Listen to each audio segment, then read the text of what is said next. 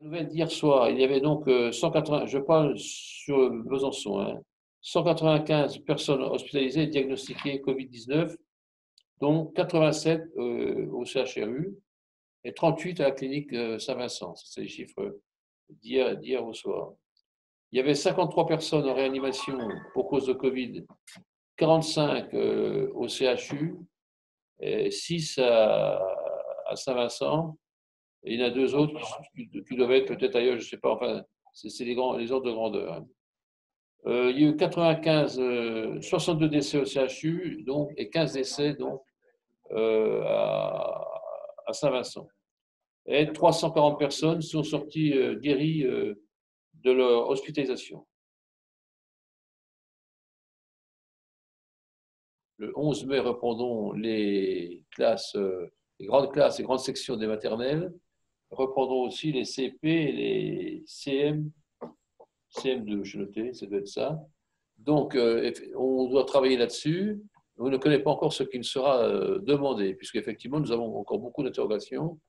Savoir comment on va accueillir les enfants, comment sera mis en place les dispositifs, les gestes barrières. C'est vrai qu'on s'interroge un peu sur comment mettre en place des gestes barrières avec les gamins des maternelles, par exemple. Ça va être compliqué, mais en tout cas, nos services travaillent là-dessus dès maintenant. Nous avons un début d'explication, mais nous n'avons pas toutes les explications donc, aujourd'hui. Donc, puisqu'il y aura un gros travail d'organisation, un gros travail de désinfection des locaux, toutes des choses qui vont être assez compliquées à mettre en place, mais qui sont nécessaires. Alors, il faut bien que nos compatriotes, nos concitoyens se mettent à la tête une chose. Ce n'est pas parce qu'on commence à déconfiner qu'il n'y a plus de danger. Je pense qu'au contraire, il faut qu'on redise qu'effectivement, si effectivement on peut penser que la courbe baisse des malades, la courbe des décès, tout ça n'est pas terminé. Il est donc absolument impératif, j'insiste là-dessus, impératif, que effectivement toutes les mesures qui étaient prises auparavant, elles restent. Qu'on sorte le moins possible, sauf si c'est pour aller travailler, effectivement, que les gestes barrières, on ne se fait pas la bise, on ne se serre pas la main, on met un masque si c'est nécessaire, on se lave les mains plusieurs fois par jour, on respecte les dispositions de la distanciation, qu'elle soit physique ou sociale. Tout ça, ça reste d'actualité, car chacun sait que le 11 mai, voire fin mai, voire même fin juin, tout ne sera pas terminé. Donc, nous devons être très attentifs, et c'est le rôle des maires, du maire que je suis, du président de la communauté urbaine, de faire en sorte que tout ça soit bien respecté, et dans nos services, d'une part, et que nous fassions bien passer le message à tous nos concitoyens et concitoyens. Avant toute chose, avant toute chose, on doit garantir la sécurité à nos concitoyennes et concitoyens. Donc d'abord à nos personnels. Par rapport à nos personnels, toutes les personnes qui reprendront le travail seront dotées d'un masque. Celles qui vont chez les personnes à domicile au niveau du CCAS auront des masques dits chirurgicaux, des masques qui sont renouvelables régulièrement. Quant aux autres personnes qui viennent travailler, on leur fournira des, des masques lavables qui seraient utilisables jusqu'à une soixantaine de fois, 50, 60, ça dépend des masques, et qui doivent être lavés chaque jour, donc à 65 degrés, et on mettra effectivement donc le mode d'emploi avec. Donc, la volonté que nous voulons, c'est que on va faire le maximum pour que le 12 mai au matin, chaque personne de cette agglomération ait au moins un masque. On sait aussi qu'il y a des tensions chez les médecins, chez les dentistes. Et même si ce n'est pas notre compétence, si un certain nombre de personnels de santé sont en difficulté, on prendra des masques sur le quota ville pour effectivement le mettre à disposition de ces professions de santé qui sont primordiales. Chaque habitant devrait avoir deux masques, au moins un pour démarrer. Deux masques, deux masques, qui seront des masques lavables si nous les avons assez tôt, qui seront deux masques non lavables, des masques chirurgicaux si nous ne les avions pas.